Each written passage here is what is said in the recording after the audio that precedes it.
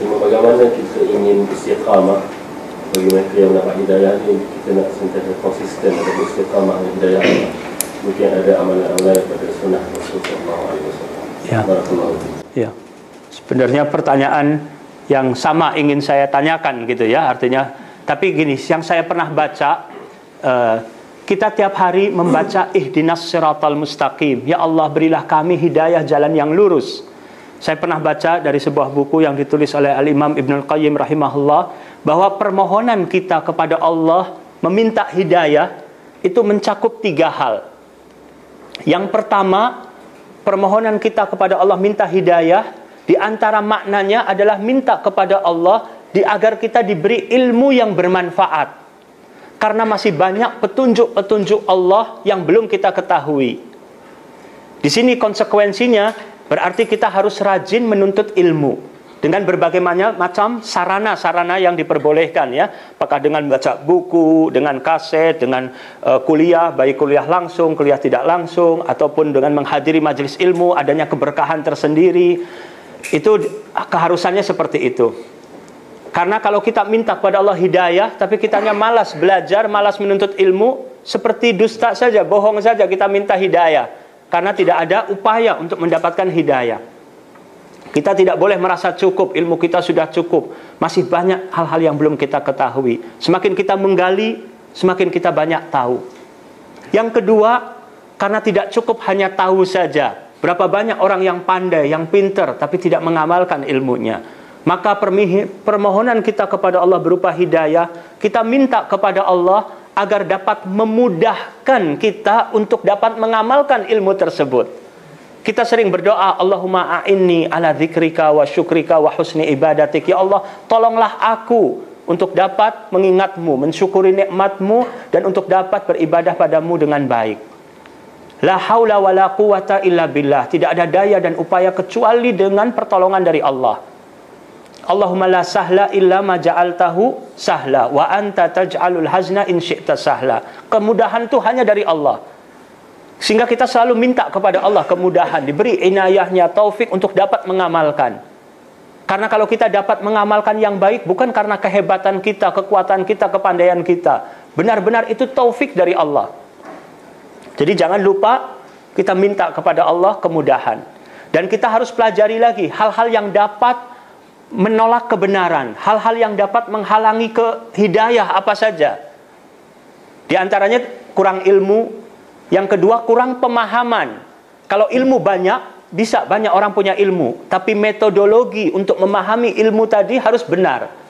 Yang dikatakan istilahnya manhaj, artinya metodologinya. Bagaimana kita memahami Al-Quran, bagaimana memahami hadis Nabi SAW dengan metode pemahaman para salafus saleh, ijma'nya para sahabat, bagaimana mereka memahami ayat ini, bagaimana mereka memahami hadis ini, dan bagaimana mereka mengamalkannya. Sebagaimana kalau kita sholat ke masjid, tahiyatul masjid, boleh tidak kita kumpulkan orang, mari kita sholat tahiyatul masjidnya berjamaah. Karena Nabi SAW bersabda, sholatul jamaah afdal min sholatil fadhi bisab'in wa ishrina darajah. Sholat jamaah lebih utama 27 kali lipat. Tentu kita mengatakan tidak boleh. Loh, ini hadisnya sahih ini. Betul hadis itu sahih, tapi bukan untuk sholat tahiyatul masjid. Berarti harus ada penerapan-penerapannya. Kemudian kita juga harus kikis dan hilangkan sifat sombong. Karena al-kibir batarul haq wa ghamtun nas. Sombong itu menolak kebenaran dan merendahkan manusia. Hasad harus dihindarkan. Tamak kepada dunia, tamak kepada kekuasaan, tamak kepada kehormatan. Di mana Nabi SAW bersabda, ma dhi'bani ja'iani ursila fi ghanamin bi afsadalaha min hirsil mar'i 'alal mal wasyaraf li dinihi.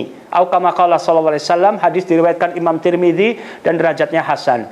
Jadi akibat ambisi seseorang terhadap harta dan terhadap kehormatan itu dapat merusak agama dia lebih daripada rusaknya kambing-kambing yang diterkam oleh serigala yang lapar.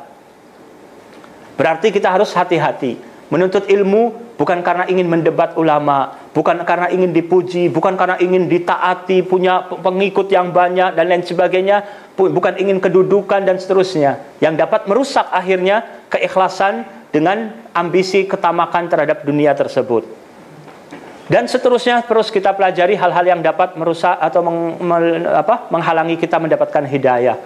Yang ketiga, permohonan kita kepada Allah berupa hidayah agar Allah menetapkan hati kita untuk tetap istiqomah sampai akhir hayat. Karena tidak ada jaminan. Sekarang kita taat, besok akan taat, tidak ada jaminan. Para ulama dahulu banyak mereka sering menangis, takut kalau meninggalnya dalam keadaan su'ul khatimah. Tapi terkadang kita merasa bangga karena sudah merasa soleh misalnya. Ini takut justru bahaya nih, ujub gitu kan. Kadang merendahkan orang lain yang kita anggap punya maksiat. Ketika kita lihat ada orang merokok, ada orang yang cukur jenggotnya, ada orang yang isbal, kita kadang salaman tidak lihat orangnya. Kadang kita juga kurang ramah kepada dia karena menganggap dia jauh dari agama, banyak maksiat. Padahal belum tentu. Bisa jadi kedudukan dia di sisi Allah lebih tinggi dari kita. Karena kita punya penyakit kibir, sombong, ghibah, dan seterusnya. Tapi kadang ujub, setan menganggap bahwa diri kita lebih baik dari mereka. Sehingga masyarakat akhirnya menjauhi dakwah. Karena sikap-sikap kita yang tidak terpuji, yang tercela. Mereka akhirnya tidak suka. Bagaimana ini? Mereka seperti ini sikapnya kan, tidak ramah, ketus, cemberut, masam mukanya misalnya. Ini juga penting. Kita diingatkan oleh Nabi SAW untuk banyak berdoa. Ya muqallibal qulub, tsabbit qalbi ala dinik. Ya Allah yang membolak-balikan hati, tetapkanlah hatiku agar selalu berada di atas agamamu. Manusia bisa berubah. Saya pernah pergi ke Papua, di Merauke. Ada seorang sahabat mengatakan ada seorang ahli masjid, muadzin, dan sering jadi imam, ternyata murtad, keluar dari agama Islam. Asalnya karena dia miskin, datang transmigrasi dari luar Papua, datang ke sana, tidak berhasil. Istrinya sering didatangi oleh pihak-pihak lain dari yang membawa agama lain. Diberi bantuan, terus ekonominya dibantu. Sampai terakhir, kalau kamu mau pindah agama, dijamin ekonominya.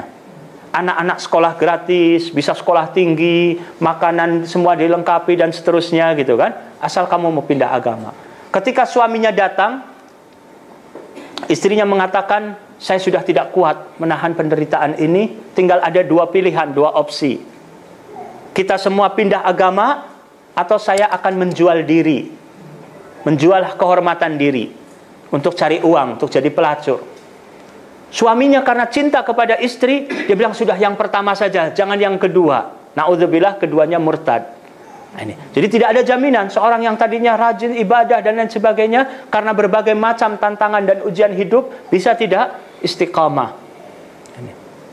Al-Imam Ibnul Qayyim juga rahimahullah pernah menceritakan juga dalam satu kitabnya, seorang yang muadzin di satu masjid cinta kepada perempuan lain yang lain agama. Ketika mengajak menikah, perempuan itu mengatakan, kamu tidak pantas untuk saya tolak, tapi agama saya lain, ayah saya tidak akan menikahkan.